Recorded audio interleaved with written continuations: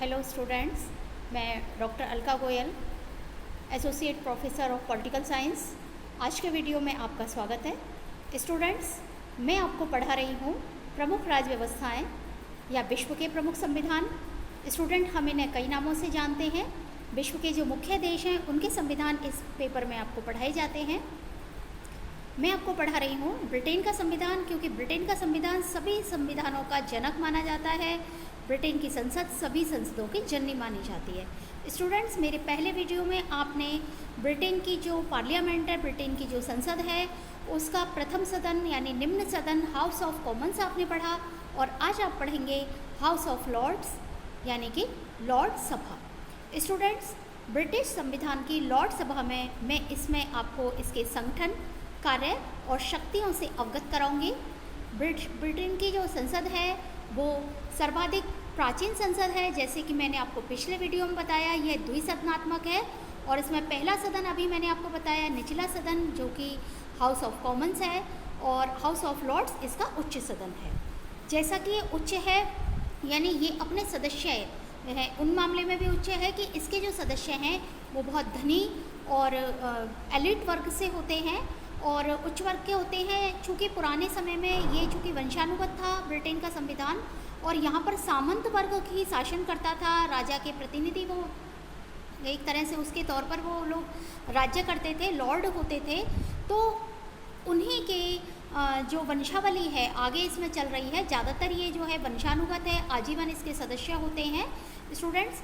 और ये जो सदन है ये थोड़ा रूढ़िवादी सदन कहा जाता है।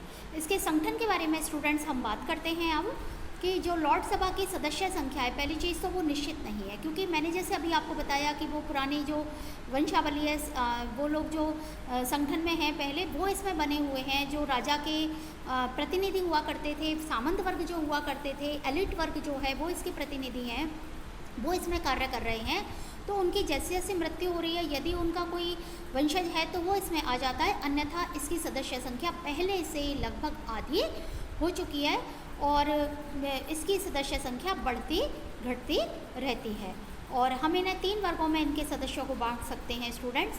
पहला जो है वो है आध्यात्मिक लॉर्ड्स। स्टूडेंट्स, ये जो आध्यात्मिक लॉर्ड्स हैं, ये जैसे कि आपको लग रहा है अध्यात्म, तो यानी ये चर्च अध्यात्म से संबंधित हैं।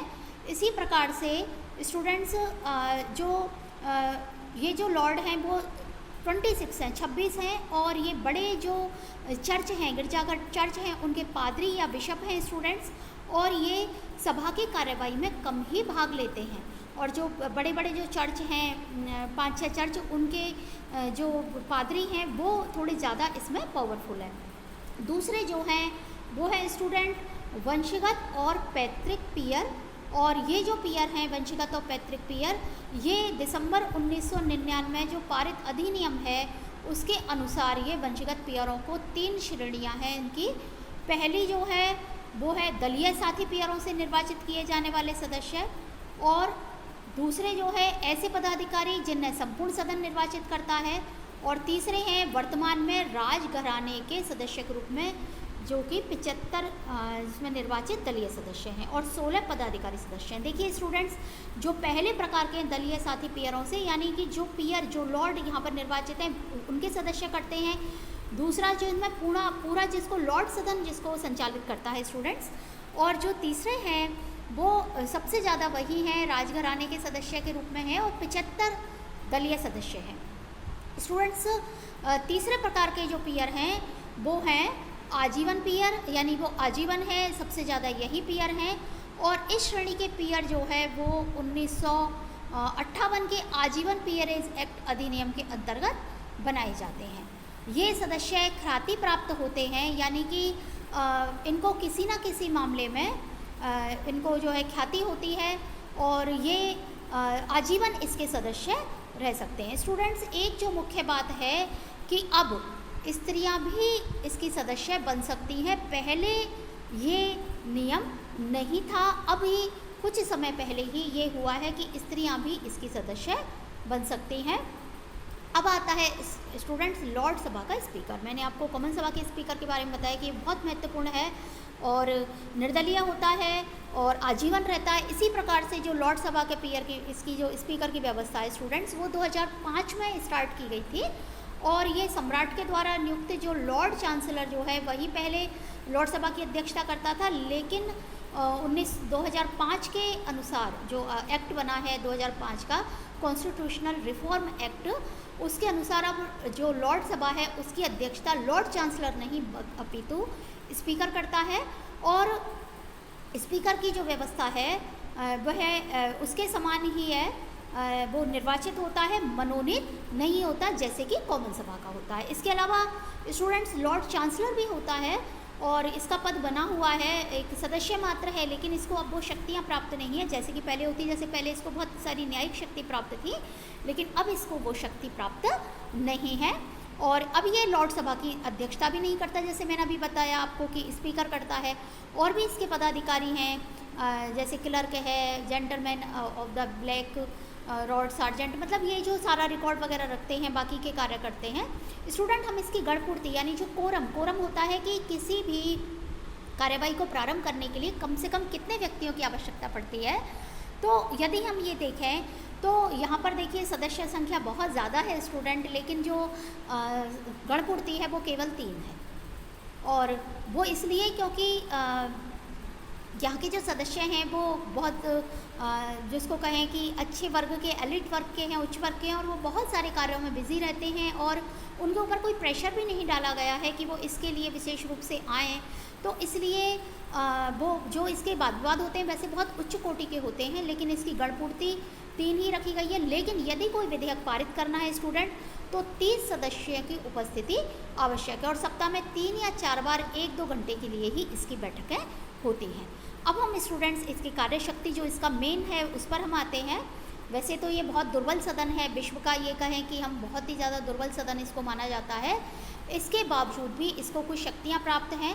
तो विधायी शक्ति और कार्य हम सबसे पहले देखते हैं स्टूडेंट्स। जैसे मैंने कॉमन सभा में आपको बताया कि 1911 से पूर्व जो लॉर्ड सभा थी उसको पूरी अवित्तीय शक्तियाँ तो प्राप्त थी और साधारण विधेयक के लिए यह मतलब आवश्यक था कि दोनों सदनों द्वारा पारित किया जाए। लेकिन 1911 और 1949 के अधिनियमों ने स्थिति को बदल दिया और 1911 के अधिनियम के अनुसार कॉमन सभा के द्वारा पारित साधारण विधेयक को लॉर्ड सभा केवल 2 वर्ष तक रोके रख सकती थी और 1949 के अधिनियम के बाद में ये अवधि अब 1 वर्ष हो गई।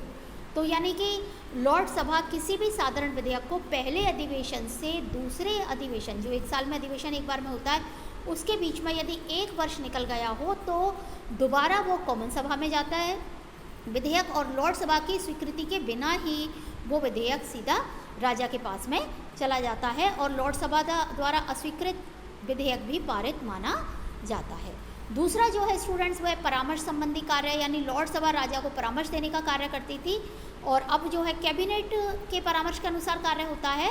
तो कॉमन सभा का जब विघटन हो जाता है और कैबिनेट अपना त्यागपत्र दे देती है स्टूडेंट्स, तो ऐसी स्थिति में राजा आज भी लॉर्ड सभा से ही परामर्श करता है। तीसरा जो है वित्तीय शक्ति कार्य है इसके, तो ये तो बहुत निम्न है। इसके मैंने आपको पहले बताया था कि धन विधेयक मतलब जो कॉमन सभा है उसमें ही धन विधेयक प्रस्तुत किया जाता है और उसी के द्वारा मुख्य रूप से पारित किया जाता है, क्योंकि लॉर्ड सभा को केवल 1 माह तक किसी भी धन विधेयक को रोके रखने का अधिकार है स्टूडेंट्स। तो लॉर्ड सभा इस मामले में भी बिल्कुल जिसको कहें हम खाली है एकदम से, और ना के बराबर हम इसकी शक्तियाँ 1 महीने का विलंब ये कर सकती है केवल, बाकी इसको कोई बहुत ज़्यादा शक्ति धन विधेयक के मामले में नहीं है। और ये ना तो उसमें कोई संशोधन रख सकती है, बस अपने प्रस्ताव रख सकती है। और इसके प्रस्ताव जैसे मैंने अभी बताया कि इसका काफ़ी उच्च कोटि का इसके वाद विवाद होते हैं, तो यदि इसके वाद विवाद और इसके प्रस्तावों पर कॉमन सभा चाहे तो विचार कर सकती है, लेकिन मानना ज़रूरी नहीं है उसको, वो परामर्श मात्र मान सकते हैं इसको। इसके अलावा कार्यपालिका शक्तियों में भी मुख्य रूप से कॉमन सभा ही शक्तिशाली है, लेकिन ये जो है प्रश्न पूछ सकते हैं, वाद विवाद में भाग ले सकते हैं, वाद विवाद से मंत्रिमंडल को प्रभावित कर सकती है, लेकिन अविश्वास प्रस्ताव पास नहीं कर सकती या किसी प्रकार से सरकार को नहीं गिरा सकती है स्टूडेंट्स। इसके अलावा न्यायिक कार्य शक्तियाँ, देखिए पहले लॉर्ड सभा को बहुत महत्वपूर्ण शक्तियाँ मिली हुई थी जो कि कॉमन सभा को प्राप्त नहीं थी, लेकिन अब ये शक्तियाँ लॉर्ड सभा को प्राप्त नहीं हैं। अब ये शक्ति चूँकि पहले ये एक सर्वोच्च न्यायालय के रूप में कार्य करती थी, लेकिन अब ये सामान्य रूप से ही कार्य करती है। अब यहाँ पर सर्वोच्च न्यायालय अलग से दिया हुआ है। इसके अलावा लॉर्ड सभा की जब हम उपयोगिता की बात करते हैं स्टूडेंट, तो लॉर्ड सभा जो है वो एक उपयोगी सदन है, इतना जितना कि सिर्फ अंकुश किसी दूसरे सदन पर लगा सकता है। तो हम इसमें देख सकते हैं कि कॉमन सभा की निरंकुशता पर प्रतिबंध लगाया जा सकता है इसके द्वारा, क्योंकि इसको बहुत ज़्यादा अधिकार, जैसे मैंने अभी बताया, नहीं है। लेकिन इसके जो सदस्य वाद विवाद करते हैं वो बहुत अच्छे वाद विवाद करते हैं, तो उसकी निरंकुशता पर प्रतिबंध लगाया जा सकता है। और इसके अलावा स्टूडेंट्स ये जो मतलब एकाधिकार इसका नहीं रहे, तो इसलिए ये वाद विवाद हो जाते हैं किसी विधेयक पर अच्छी तरह से। इसके अलावा जो इसकी पद्धति है वो बहुत ज़्यादा प्रजातांत्रिक नहीं है, तो ऐसा कहते हैं कि जो इसकी चुनने की प्रक्रिया है वो प्रजातांत्रिक होनी चाहिए, जनता में से होनी चाहिए। तो ये इस मामले में बहुत ज़्यादा तो नहीं, लेकिन कुछ थोड़ा उपयोगी है। बस ये है कि विधेयकों पर पुनर्विचार इसके द्वारा हो जाता है, और वाद विवाद बहुत उच्च स्तरीय, जैसे मैंने अभी आपको बताया कि बहुत उच्च स्तरीय वाद विवाद इसके द्वारा किए जाते हैं। तो इस मामले में ये उपयोगी संस्था है, और इसके जो सदस्य हैं वो बहुत ज़्यादा राजनीति में रुचि नहीं लेते, आजीवन होते हैं। तो दलीय जो संकुचित दृष्टिकोण है वो इनके साथ में नहीं होता है। और इसके अलावा कुछ जो कार्य कॉमन सभा के कार्यभार बहुत ज़्यादा है, तो उस कार्यभार को ये थोड़ा बहुत कम कर देती है स्टूडेंट। इस रूप में ये इसकी ये उपयोगी है। इसका प्रतिनिधित्व थोड़ा सा व्यापक है, क्योंकि हर व्यक्ति कॉमन सभा में चुनाव जीतकर नहीं जाना चाहता, और इसमें हर प्रकार का व्यक्ति जो कि राजनीति में रुचि रखता है, जो कि वास्तव में बुद्धिमान है, वो व्यक्ति, और व्यापारी है, राजनीतिज्ञ है, ख्याति प्राप्त वकील है, न्यायवेत्ता है, समाज सेवी हैं, ये व्यक्ति इसके मेंबर बनते हैं। तो ये योग्यता का भंडार लॉर्ड सभा को बोला जाता है, और जनमत को भी ये प्रभावित करता है, क्योंकि इसमें इसके जो मैंने बताया कि वाद विवाद निष्पक्ष होते हैं और बहुत गंभीर भी होते हैं। और इसके अलावा ब्रिटिश परंपरा के अनुकूल है, क्योंकि ब्रिटेन के लोग अपनी परंपराओं को बनाए रखने में बड़ा विश्वास करते हैं। तो इसकी परंपराएं जो हैं उनको बनाए रखना लॉर्ड सभा उसी के लिए एक तरह से बनी हुई है। और भी संस्थाएं जैसे प्रीवी काउंसिल है, और भी कुछ यहाँ पर राजा जैसे बनाया हुआ है उन्होंने। तो लॉर्ड सभा भी इस रूप में यहाँ पर परंपराओं की रक्षा के लिए बनी हुई है स्टूडेंट। इसके अलावा सदस्य यहाँ स्वतंत्रता पूर्वक अपने विचार व्यक्त कर सकते हैं, क्योंकि मैंने जैसे अभी बताया आपको कि इनको दल का किसी प्रकार का कोई भय नहीं होता कि इनकी सरकार चली जाएगी, क्योंकि ये तो आजीवन होते हैं। इसके अलावा किसी दल से संबद्ध नहीं होते, तो उनको डर भी नहीं रहता इस चीज़ का, और स्वतंत्रता पूर्वक अपने विचार व्यक्त कर सकते हैं। और विधेयक को विलंबकारी शक्ति इनको प्राप्त है, जैसे 1 साल का साधारण विधेयक में और 1 महीने का ये वित्त विधेयक में विलंब कर सकते हैं। तो कई बार ये विलंब जो है ये भी बड़ा उपयोगी साबित होता है। स्टूडेंट्स, हम इसकी आलोचना पढ़ेंगे। जैसे मैंने बताया कि बहुत ज़्यादा इसको शक्ति प्राप्त नहीं है, तो इसकी आलोचना भी की जाती है। और पहली जो इसकी आलोचना की जाती है कि अप्रजातांत्रिक संगठन है, क्योंकि इसका जो गठन है वो जनता के द्वारा कॉमन सभा के समान निर्वाचित इसके सदस्य नहीं हैं स्टूडेंट्स। तो इस मामले में इसका चूँकि इसकी बहुत वर्तमान में पूरी तरह से प्रजातांत्रिक युग है, और ऐसे में ऐसा प्रजातांत्रिक संगठन जो हमें ब्रिटेन जैसे विकसित देश में दिखाई देता है, तो ये थोड़ा सा अपवाद लगता है। इसके अलावा ये धनिकों का गढ़ है, क्योंकि इसमें धनी मानी लोग हैं, उच्च वर्ग के लोग हैं, थोड़ा रूढ़िवादी लोग भी है इसमें हैं। तो इस मामले में भी इसकी आलोचना स्टूडेंट्स की जाती है कि इसमें सामान्य व्यक्ति नहीं है, तो ये सामान्य वर्ग की समस्याओं को नहीं समझ पाते हैं। तो ये एक आलोचना इसकी की जाती है कि ये व्यापारियों की सभा है, कंपनी उद्योगपतियों के इसमें है। इसके अलावा सदस्यों की उदासीनता, जैसे मैंने अभी आपको बताया कि इसकी गणपूर्ति केवल 3 है।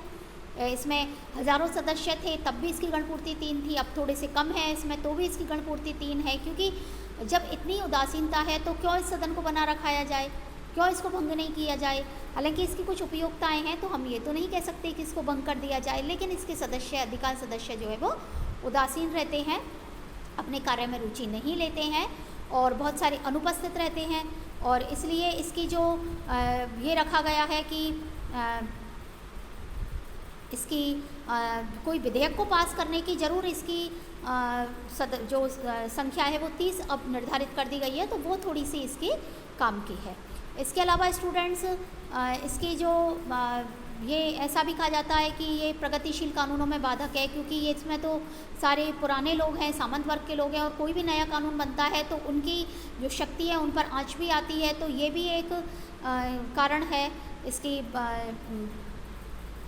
जो है कई बार इसकी आलोचना इस मामले में भी की जाती है, जैसे चैम्बरलेन ने कहा था कि लॉर्ड सभा में जनता को अनेक सुविधाएं तब तक प्राप्त नहीं होने देती जब तक कि उसका सौंदर्य नष्ट नहीं हो गया। और इसके अलावा ये एक शक्तिहीन सदन है, तो 1949 के बाद में तो इसकी शक्ति लगभग समाप्त सी हो गई है और ये केवल एक विलंबकारी सदन के रूप में हमारे सामने है। तो स्टूडेंट्स आपने इसका अध्ययन किया, इसकी गुण, इसके दोष, इसकी शक्तियाँ, इसका संगठन, इसके कार्य आपने पढ़े। एक बात ज़रूर है कि पहले एक न्यायिक शक्ति के रूप में ये बहुत ज़्यादा शक्तिशाली था, लेकिन अब न्यायिक शक्ति के मामले में भी जैसे मैंने बताया कि अब बिल्कुल शक्तिहीन हो गया। तो स्टूडेंट्स ये सदन यहाँ पर बना हुआ है जिससे कि यहाँ की ब्रिटेन की गरिमा, ब्रिटेन की परंपराएं सुरक्षित हैं। तो आपको आशा है मेरा वीडियो अच्छा लगा होगा।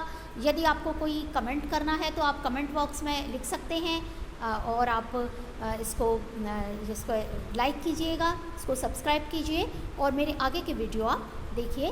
तब तक के लिए बाय।